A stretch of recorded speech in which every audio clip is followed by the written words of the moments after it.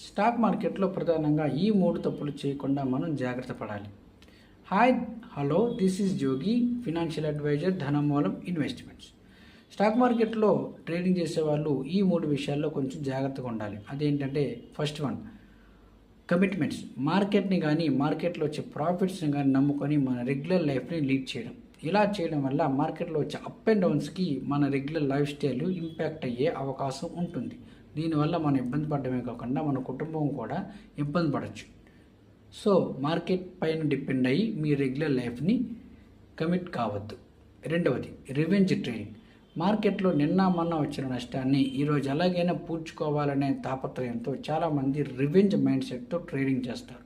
So ఇలా చేసేటప్పుడు ఏమవుతుందంటే మనకుండే మైండ్ ఆలోచన అనేది, సహజ ఆలోచనను కోల్పోవడం వల్ల మార్కెట్లో మనం నష్టపోవడం అనేది చాలా ఈజీ అవుతుంది. సో ఇలాంటి మైండ్ సెట్తో, ఇలాంటి ఆలోచనలతో మనం మార్కెట్లో ట్రేడ్ చేయడం అనేది కష్టం.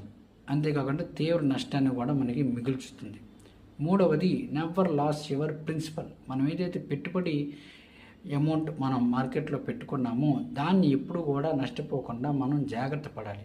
లేని పక్షంలో మనం తెచ్చుకున్న అమౌంట్ మొత్తం పోయి మనం మళ్ళీ రోడ్డును పడే పరిస్థితి వస్తుంది. సో ఈ విషయంలో మనం చాలా జాగ్రత్తగా వ్యవహరించాలి.